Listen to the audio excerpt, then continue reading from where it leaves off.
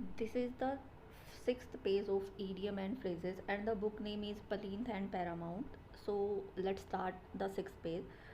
First idiom of sixth page is grass widow, and the meaning is a woman who is separated, divorced or little apart from her husband. मतलब ऐसी औरत जो क्या है, separate separate का मतलब होता है अलग होना, डाइवोर्स और लीव अपार्ट मतलब अलग रहती है अपने हस्बैंड से, उसको बोलते हैं ग्रास विडो। मतलब देखो, विडो का मतलब होता है जिसका हस्बैंड होता ही नहीं है, मतलब दुनिया से जा चुका होता है। ग्रास विडो ऐसे समझ लो कि है तो वो, मतलब हस्बैंड तो जिंदा है पर साथ नहीं रहते। Next one is grease the palm, and the meaning is to bribe. Palm का मतलब होता है हथेली, एंड ग्रीस का मतलब होता है इसके ऊपर कुछ लगाना। तो मतलब अगर कोई इसके ऊपर कुछ लगा रहा है, मान लो ये वो हो रखी है, ड्राई हो रखी है पाम्स हमारी, तो उसके ऊपर क्या कर दिया हमने, मॉइस्चराइज़र लगा दिया। तो मतलब क्या कर दिया हमने, इसको ग्रीस कर दिया, मतलब कुछ ऐड कर दिया, जो उसको नीडेड था वो हमने दे दिया। तो मतलब क्या कर दिया हमने, ब्राइब दे दिया, मतलब रिश्वत दे दी।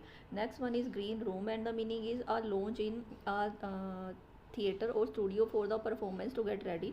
मेकअप रूम को बोलते हैं ग्रीन रूम। तुमने ये ट्वेल्थ के अंदर, या मेरे को एग्जैक्ट याद नहीं है, 11th या 12th में एक लेसन भी है, उसके अंदर ये आता है ग्रीन ग्रीन रूम। तो ग्रीन रूम वो होगा जहाँ पे मेकअप करते हैं लोग, रेडी होते हैं। Next one is grease to one's mill, and the meaning is something that can be use for one's advantage. मतलब कुछ यूज़ करना खुद के एडवांटेज के लिए, मतलब खुद के फ़ायदे के लिए कोई चीज़ को यूज़ करना, तो उसका ईडियम है ग्रीस्ड टू वंस मिल। ठीक है, मिल तुम ऐसे सोच लो कि मिल जो होती है, जो फैक्ट्री होती है, ठीक है, तो वो उसमें क्या हो रहा है, कुछ ग्रीस्ड हो रहा है, बन रहा है, या खुद के एडवांटेज के लिए वो कुछ बना रहा है, बस ऐसे करके याद रख लो। नेक्स्ट है halcyon halcyon day, and the meaning is peaceful days. मतलब वो दिन जो बहुत ज़्यादा क्या है, पीसफुल है। Next one is hammer and sickle, and the meaning is a symbolic representation of communism in journal. ये कह रहा है किस सिम्बोलिज्म है किसका, समाज का, सामाजिकवाद का रिप्रेजेंट कर रहा है, सिम्बोलाइज कर रहा है, हैमर एंड सिकल। ठीक है, सिकल दराती होती है, हैमर मतलब हथौड़ा। ठीक है, तो ऐसे देख लो, जो हैमर होता है और जो सिकल होती है वो क्या होती है, समाज के अंदर ही होती है। ठीक है, वो कम्युनिटी का हिस्सा ही होती है, सबके पास होती है, ऐसे याद रखो इसको। Next one is hammer and tongs, and the meaning is with great efforts और एनर्जी। देखो, हैमर का मतलब तो अभी बताया हथौड़ा होता है, और टोंग्स का मतलब होता है वो चिमटा होता है ना जिससे मम्मी रोटी उतारती है, उसको टोंग्स बोलते हैं। ठीक है, तो अभी क्या है, ये काम करने के लिए, हैमर वाला काम करने के लिए और टोंग्स वाला काम करने के लिए, मतलब रोटियां बनाने के लिए, मतलब क्या लगता है, ग्रेट एफर्ट एंड एनर्जी लगता है। Next one is hand and gloves, gloves with. Meaning है इन क्लोज कोऑपरेशन। मतलब क्या है, बहुत ज़्यादा, मतलब अच्छा सा वो है, कोऑपरेशन है, अच्छा खासा बनता है, मतलब क्लोज है दो जने, मान लो ऐसे करके।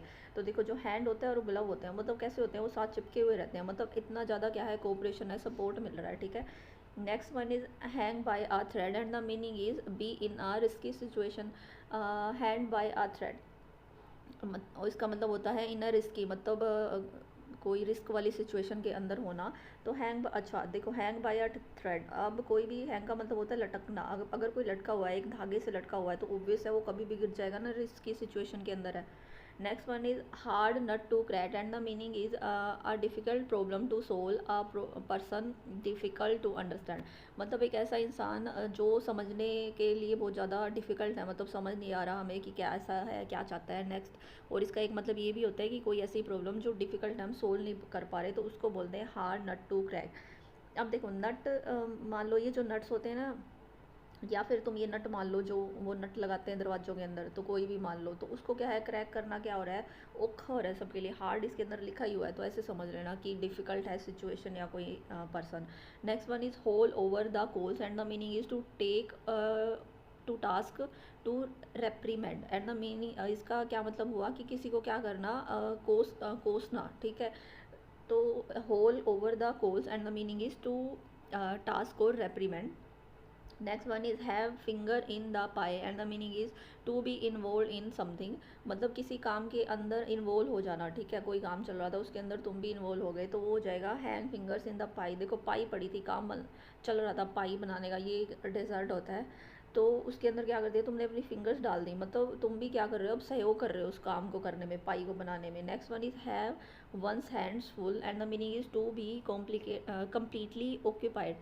मतलब पूरी तरह से क्या है, ऑक्यूपाइड है, मतलब भरा हुआ है। ठीक है, हैव वंस हैंड फुल, मतलब किसी के हैंड में कुछ है, वो क्या है, अब फुल हो गया है वो चीज़, ठीक है, तो मतलब क्या है, पूरा ऑक्यूपाई हो गया, स्पेस ही नहीं है अब किसी और जगह का और किसी के आने का। Have one's way and the meaning is to way one wants. कहता है टू हैव वंस वे का मतलब हुआ टू वे वंस वोंट, मतलब एक इंसान जो चाहता है वो हो रहा है, मतलब उसकी इच्छा के अकॉर्डिंग वो काम चल रहा है, तो ये होगा हैव वंस वे। हैव का मतलब होता है कोई चीज़ पास में होना, अब उसके पास में क्या है, उसका वे है, ठीक है, तो ये ऐसे ही कर ले, याद रखना कि अगर उसके पास उसका वे है तो मीनिंग क्या हो जाएगा कि वो वे है जो वो चाहता है। Next one is have several irons in the fire and the meaning is to be involve in many projects और activity at the same time, मतलब बहुत ज़्यादा प्रोजेक्ट्स या एक्टिविटी में एक ही टाइम पे मतलब इन्वॉल्व हो जाना, उसको बोलते हैं have several irons in the fire. मतलब देखो फायर होता है आग, ठीक है, आग जल रही है, उसके अंदर ना हमने बहुत सारे आयंस रख रखे हैं, मतलब लोहा रख रखा है ताकि क्या करें हम उसको पिघाल सकें, ठीक है, ऐसे याद रखना। अब बहुत सारे रख रखे हैं तो इसका क्या मतलब हो जाएगा कि बहुत सारे प्रोजेक्ट्स या एक्टिविटी में हमने एक ही टाइम को मतलब शुरू कर रखा है। हैंड पैक्ड हस्बैंड, इसका मतलब होएगा एडमायर ओ one's own wife in a servile manner, तो मतलब वो नहीं होते जोरू का गुलाम, उसके लिए यूज़ करा जाता है, उसको इंग्लिश में बोलते हैं hand packed husband. Next one is Herculean task and the meaning is task requiring tremendous effort, मतलब वो वाला टास्क जिसको करने के लिए बहुत ज़्यादा मेहनत लगे उसको बोलते हैं Herculean task. Next one is high and dry and the meaning is in a deprived situation, तो कहता है कैसी सिचुएशन में होना, वंचित, मतलब डिप्राइव का मतलब तो वंचित होता है, मतलब ऐसी सिचुएशन में होना कि वो अकेला है, अलोन है, ठीक है, साथ में कोई नहीं है। हाई एंड ड्राई, देखो वो हाई भी है और वहाँ पे जो प्लेस है वो ड्राई भी है, तो मतलब वो अकेला ही है, कुछ कर नहीं पा रहा अपने सर्वाइवल के लिए, ऐसे याद रख लें इसको। हाई हैंडेड मतलब ओवर बीरिंग, मतलब क्या होना, ओवर बीरिंग मतलब कुछ ज़्यादा ही सहन कर लेना, तो हाई हैंडेड का मतलब ये हो जाएगा। Next one is high living and the meaning is living with comfort and ease, तो मतलब कैसे ज़िंदगी जीना कंफर्ट के साथ और ईज़ के साथ, इसको बोलते हैं हाई लिविंग, मतलब ऐशो आराम की ज़िंदगी जीना। अब देखो जो लिविंग है, रहन सहन है, वो कैसा है, हाई है, ठीक है, तो हाई है तो मतलब क्या है, कंफर्ट है और ईज़ है। Next one is hit below the belt and the meaning is to strike unfairly, तो इसका मतलब होता है गलत तरीके से क्या करना, स्ट्राइक करना, ठीक है, किसी के ऊपर अटैक कर देना, hit below the belt.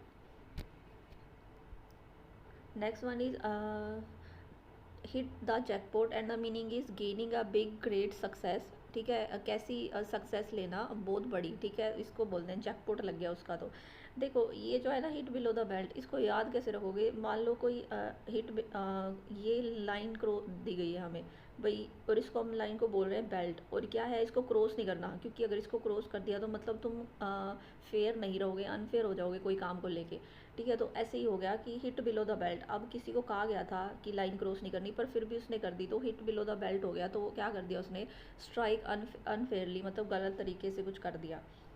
Next one is hit the nail on the head and the meaning is to do the right things at the right time, मतलब सही टाइम पे सही काम करना, उसको बोलते हैं hit the nail on the head, मतलब अपने सिर के ऊपर क्या मार देना, नेल मार देना, मतलब यहीं खारिश हो रही थी और यहीं हमने नेल मार दिया, तो मतलब क्या हो गया, राइट टाइम पे राइट चीज़ कर दी हमने, ऐसे याद रखना।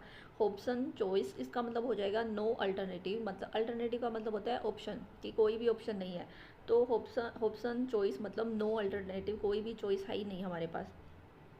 अब देखो ये इसमें चॉइस आ गया, अब चॉइस से बस याद रखना कि ऑप्शन से रिलेटेड होगा, तो अब ऑप्शन कैसा है, कोई ऑप्शन नहीं है, चॉइस है ही नहीं, ऑप्शन चॉइस का मतलब हो गया। Hole and corner policy meaning हो जाएगा सीक्रेट पॉलिसी, तो होल और कॉर्नर पॉलिसी हो जाएगी सीक्रेट, मतलब होल होता है सुराग कोई भी, ठीक है, तो वहाँ पे कोई पॉलिसी हमने रख रखी है, तो वो कैसी पॉलिसी हो गई भाई, सीक्रेट पॉलिसी होगी, किसी को भी नहीं पता। Next one is hue and cry and the meaning is any loud public outcry, मतलब ज़ोर ज़ोर से चिल्लाना पब्लिकली, ठीक है, तो उसको हो जाएगा ह्यू एंड क्राई। अब देखो क्राई से पता तो चल गया अभी रोने से रिलेटेड है, और अब कैसा रोना है, पब्लिकली चिक्के मारना है। देखो ये है एक, जिसके निमोनिक नहीं बनते ना उसको तुम खास कर याद रखना, क्योंकि अब मोस्टली ऐसे ही पूछे जाते हैं जिसको निमोनिक होते ही नहीं है, ऐसे क्वेश्चंस ही आएंगे अब के बाद, क्योंकि ये थोड़ा इजी होते हैं, सबके निमोनिक मोस्टली बन ही जाते हैं। तो अब ये देख लो हरक्यूलियन टास्क का मतलब होता है ऐसा टास्क जिसमें बहुत ज़्यादा एफर्ट्स लगते हैं। ऑप्शन चॉइस मतलब नो अल्टरनेटिव नो चॉइस, याद रख लेना, इसको लिख लेना ताकि तुम्हें याद रहे बार बार। तो आज के लिए बस इतना ही, अपना रिवीजन करते रहो, पिछली भी वीडियोस रिवाइज कर लेना, या फिर तुम अपनी खुद की जहाँ पे भी तुमने ये लिख रखे हैं सब फोटो कॉपी करवा रखी है बुक से, अपना रिवाइज करते रहो।